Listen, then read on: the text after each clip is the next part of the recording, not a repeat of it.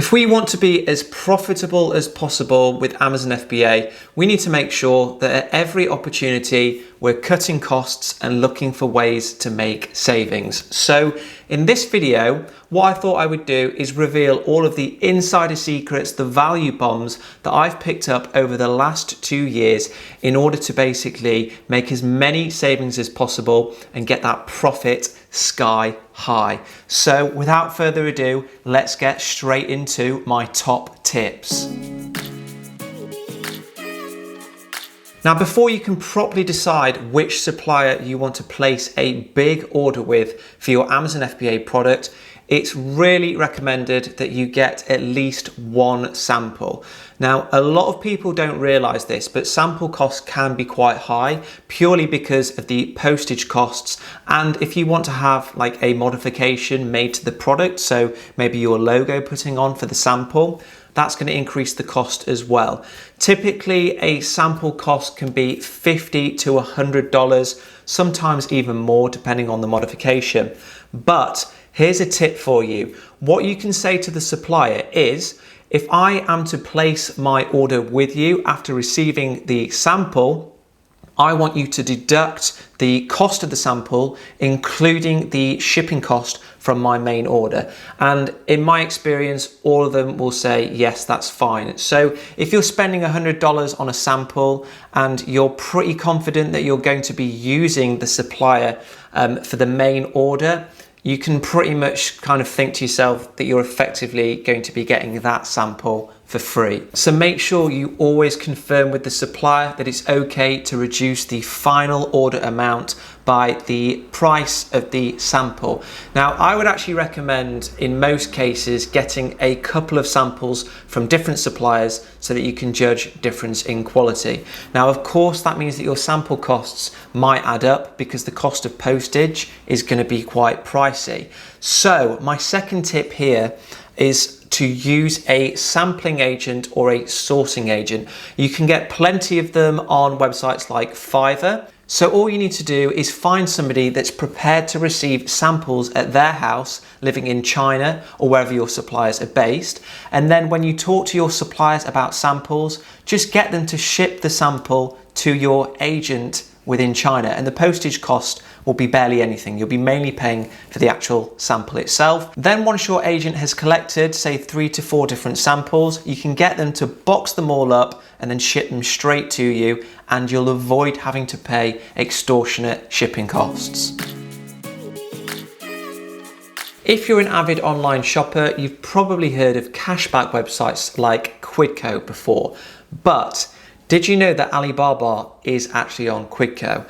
And the deal on there is amazing. It's 10 or 11% off at the moment. So for those of you that haven't heard of these websites before, it's effectively you log on, look at the websites that are offering cashback. If you buy a product through a website that is offering cashback, then after a couple of months, you'll get a nice rebate dumped straight into your bank account. So for Alibaba, just simply head on to QUIDCO, type in Alibaba, click through to it, and as soon as you make a purchase, you'll be reimbursed 10% of your order value. So if you're doing an order of say $5,000, you're gonna get $500 rebated straight back to you. How is that for a big saving? Now, I've stressed many times on this channel the importance of having decent packaging for your product. Ideally, you want to have something that looks nice so people can think that would make quite a nice thing to gift. So never scrimp on designing the packaging. Now, an additional thing that I've mentioned before is when you are designing the packaging, you want to make sure that the packaging is as small as possible so that Amazon's fulfillment costs are as small as possible. Now, many Chinese suppliers don't really realize this, and they're not that efficient in terms of the size of the packaging they provide. I've ordered products before where it's literally the product has been no bigger than say that, but the box has been like quite big and it's come with a load of plastic waste and it's been awful. So in addition to reducing plastic waste and waste in general, I would really encourage you, once you've got the sample through from your supplier, try and work out what the minimum packaging size can be, and that will save you a ton of money in terms of Amazon's fulfillment costs, because the fulfillment costs are pretty much dictated by the size of the packaging. So make sure you do that. A lot of suppliers don't really realize the importance of small packaging. So talk with your supplier, look at your sample and work out what the smallest size of box is that you can use. Now, it goes without saying, before placing an order with your supplier, you should always try and negotiate on price. I'm not going to waste your time by talking about that now, because I think that is a fairly obvious way to save a bit of cash. But what I will say now is, guys, don't try and over negotiate and sacrifice on quality. I've done that before and it ended in tears. I'll put a link for the video where I talk about that above now. But the top tip for me here, guys, is when you're negotiating, try and get other things included for free. Things that I've managed to get included before include free insert cards. I've also got free color packaging for the product. Before, they were just saying you can only have black and white, but I managed to get color. And in addition to that, I also got a free small bundle item, so like a little gift that came with my main product. Had I not tried to negotiate for that and ask for it, I would have had to pay for it. It wouldn't have been much, but over like many orders, that would have added up. So that's another top tip from me. When you're negotiating, before you're about to place your order with your supplier, see what additional things that you can get without having to actually pay. When I placed my first order with my supplier, I was so excited and so eager to start selling as quickly as possible that I decided to ship my order entirely by air, which, to be blunt, it cost me a fortune. Air freight is very expensive, even more so in today's climate. So what I would recommend you do, if you are anything like me and you want to get selling as quickly as possible, is I would split the order up into two. So what I did is I just got all 1,000 units shipped by air. But what I would say is better is split that either into 500 and 500 or 200 by air, 800 by sea, and you will save so much money. So air freight typically takes between 2 to 3 weeks, and sea shipping takes between 5 and 6 weeks. The difference in price is huge. I just paid £1,800 to get one of my orders shipped by air, and then I also got the same amount of units shipped by sea, and that cost me £300. So you can see the difference there. That's just the price for the shipping, not including duties or freight, so they are comparable.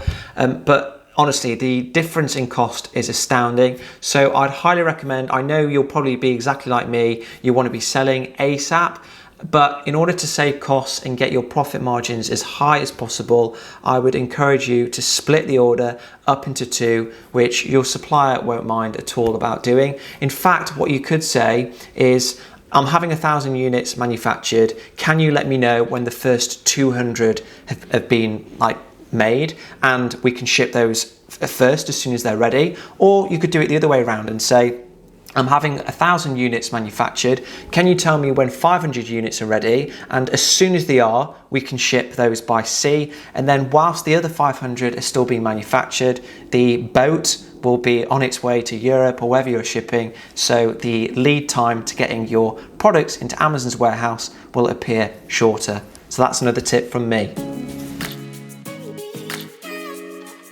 One of the most important things that you get right if you want to be a top Amazon FBA seller is your images. The images on your product listing need to be professional and they need to look amazing so that they compel a customer to buy from you.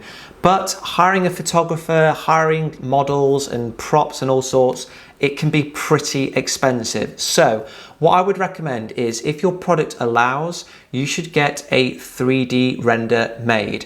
Now, if you haven't heard of a 3D render, it's effectively where you hire somebody to make a computer graphic of your product on the computer, and it will look exactly like it would in real life. So for example, this computer mouse here, you can either take photos of it, get a model to hold it in all sorts to make sure it looks really good for your listing, or just send some pictures of your product that you've just taken on your phone or with a camera to a designer. They will make this in a computer program, and honestly, it will look so realistic that it will be very hard to tell that it's not real.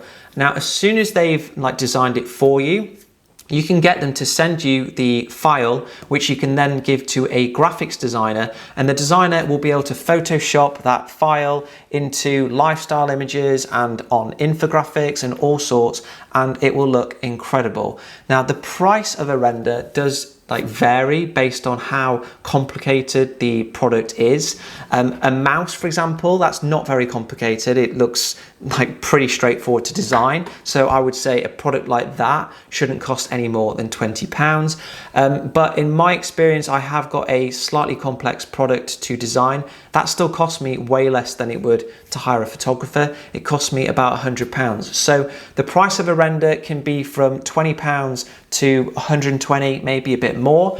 Have a look on websites such as Fiverr and Upwork, but in any case, you're going to save a ton of money versus you hiring a photographer and a model and getting props. So make sure you do that. The final tip from me, and this one has saved me an absolute ton, is to make use of a cashback business credit card.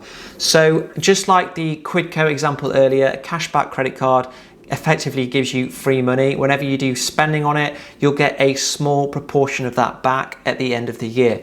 Now, the one that I recommend is the Capital on Tap credit card. The reason for that is that they are Visa, so you can use them for pretty much any retailer or shop. Any purchase that you make for the business, you can use that credit card and you can get 1% cash back. So that might not sound a lot, but I've had my card for about 2 years now, and I've saved about 600 quid. It's been crazy. Now, an additional tip from me is as soon as you start selling with Amazon, log into your account and change your advertising settings so that rather that you get charged from your balance for advertising, so you make a sale of say 20 quid, Amazon deposits 15 quid in your account, and then typically what will happen is they'll then use that balance there to pay for advertising. Instead of doing that, change the settings so that your credit card is charged instead, and you'll find that the points rack up so quickly. In the month of December last year, I was doing about 500 quid every 3 days on advertising. I was making an absolute killing on the cashback because of that. And had I not had made that change in my Amazon settings, I wouldn't have been eligible for anything. So that's another tip from me. I'll put a link in the description below for the credit card that I recommend. I would highly recommend that you get a cashback card of some sort if you are to be doing Amazon FBA. So those are my top tips, my insider hacks for saving money with Amazon FBA. If you do use them and you make savings, let me know how much you've saved in the comment box below. And if you enjoyed this video, guys, or anything else on my channel, please remember to subscribe. I looked at my analytics this week and 70% of my viewers aren't subscribed to the channel. So please remember to smash that subscribe button so that you don't miss any of my future videos, and to keep me encouraged to keep making content for you guys. But anyway, that is it for this week. I really hope you've enjoyed it and you've picked up some new tips and tricks. I will see you next week for another Amazon FBA tutorial video.